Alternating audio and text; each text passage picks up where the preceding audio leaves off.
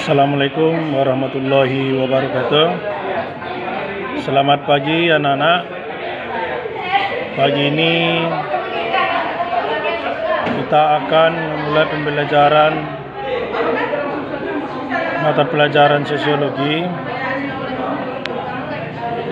yang dimana hari ini kita akan membahas materi kita yang pertama, yaitu tentang pengertian ilmu sosiologi menurut beberapa ahli. Jadi nanti di dalam video berikutnya anak-anakku bisa melihat dan langsung bisa membedakan pengertian sosiologi menurut para ahli. Jadi demikian video pembukaan materi kita yang pertama. Assalamualaikum warahmatullahi wabarakatuh. Nah, di video ini kita akan ngebahas pengantar sosiologi, subbabnya mengenai definition of sosiologi dan juga tokoh-tokoh sosiologi. Sebelum kita ngebahas tokoh yang pertama, ilmu sosiologi sendiri itu belum dianggap sebagai ilmu pengetahuan pada tahun 1800-an dan juga masih dianggap sebagai konsep pemikiran saja.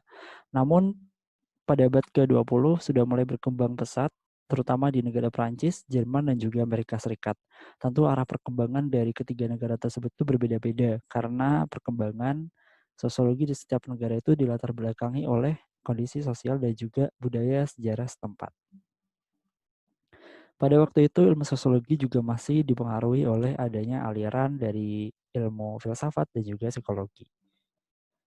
Nah, Auguste Comte ini adalah bapak sosiologi dunia yang mencermati anarki pasca revolusi Prancis dan kemudian menulis buku yang berjudul Curse of the Philosophy Positive pada tahun 1842.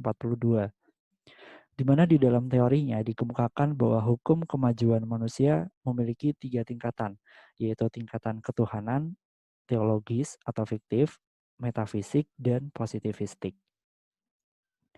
Di zaman atau di era Auguste Comte ini masih ada pengaruh dari aliran ilmu filsafat dan juga psikologi. Tokoh sosiolog yang kedua yaitu Karl Marx pada tahun 1818 dan 1883. Karl Marx adalah sosiolog berkebangsaan Jerman dari Prusia yang kemudian menulis buku The Communist of Manifesto bersama Friedrich Engels. Dari teori Karl Marx sendiri dianggap sebagai dasar terbentuknya komunisme di dalam satu masyarakat. Dan menurut teori Karl Marx, terdapat pembagian kerja di dalam sistem kapitalisme yang kemudian menimbulkan dua kelas berbeda, yaitu kelas borjuis dan juga kelas proletar. Karl Marx sebenarnya mencermati akibat atau dampak adanya revolusi industri di Eropa pada waktu itu, yang menimbulkan dua kelas berbeda ini, yaitu kelas borjuis dan kelas proletar. Kelas borjuis adalah kelas pemilik faktor-faktor produksi atau alat produksi. Sedangkan proletar adalah kaum buruh yang bekerja untuk kaum borjuis itu sendiri.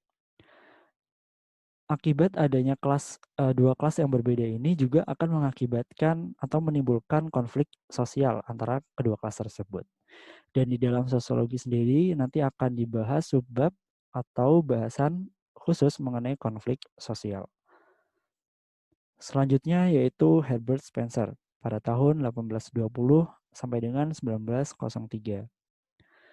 Herbert Spencer ini menulis buku yang berjudul The Principle of Sociology dan membahas mengenai hubungan timbal balik norma dalam keluarga dan hubungan antar lembaga politik dan keagamaan dengan hubungan tetap, harmonis, dan terintegrasi. Di dalam sosiologi sendiri juga akan ada bahasan mengenai lembaga sosial. Herbert Spencer juga mengemukakan mengenai evolusi dari masyarakat. Jadi masyarakat yang dahulunya adalah tipe masyarakat primitif ke masyarakat industri dan ini mengalami 3 tahapan, yaitu tahap tipe masyarakat primitif, tipe masyarakat militan, dan tipe masyarakat industri. Nah, tipe masyarakat primitif ini dikatakan belum adanya diferensiasi dan juga spesialisasi fungsional. Sedangkan untuk tipe masyarakat militan, ini adalah heterogenitas itu sudah mulai meningkat. Jadi multikulturalisme di dalam satu masyarakat itu sudah mulai berkembang dengan sangat pesat. Nah, akibat adanya heterogenitas tersebut atau dilatar belakangi oleh adanya pertambahan penduduk pada waktu itu dan juga adanya penaklukan.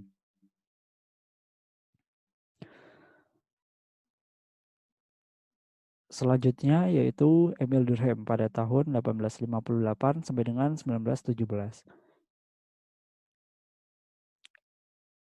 Ilmu sosiologi benar-benar lepas dari pengaruh filsafat pas di zamannya Emil Durkheim.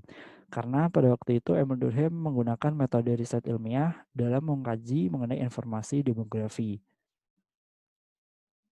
Jadi dalam bukunya yang lain itu berjudul The Division of Labor in Society, beliau juga mengkaji mengenai pembagian kerja di dalam satu masyarakat. Di mana menurut beliau, pembagian kerja yang terjadi itu tidak mengakibatkan disintegrasi masyarakat, bahkan akan meningkatkan solidaritas di dalam satu masyarakat. Kita tahu bahwa menurut Emil Durkheim sendiri, solidaritas itu dibagi atas dua macam ya, yaitu solidaritas mekanis dan juga organis. Tokoh selanjutnya yaitu Max Weber pada tahun 1864 sampai dengan 1920. Max Weber dalam bukunya The Protestant Ethic and the Spirit of Capitalism pada tahun 1905 mengatakan bahwa kemajuan Eropa itu karena adanya paham Calvinisme Kristen dan mengkaji mengenai teori tindakan sosial. Teori tindakan sosial sebenarnya menelaah mengenai tindakan manusia dan interaksi sosial. Dan juga menurut Max Weber, konflik di dalam satu masyarakat ini menjadi pusat perhatian atau poin sentral. Karena memang dasar dari kehidupan manusia ini tidak terlepas adanya konflik dalam kehidupan bermasyarakat. Oke, kita tadi udah ngebahas mengenai tokoh-tokoh sosiologi. Sekarang kita akan ngebahas definition of sociology dari seorang sosiolog dari luar negeri dan juga dari Indonesia. Yang pertama adalah Emil Durkheim. Menurut Emil Durkheim, ilmu sosiologi adalah ilmu yang mempelajari lembaga-lembaga dalam masyarakat dan proses sosial yang menyertainya.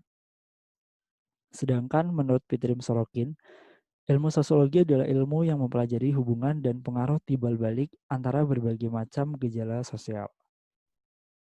Menurut Joseph dan juga Warren, ilmu sosiologi adalah ilmu yang mempelajari hubungan antara manusia dalam kelompok.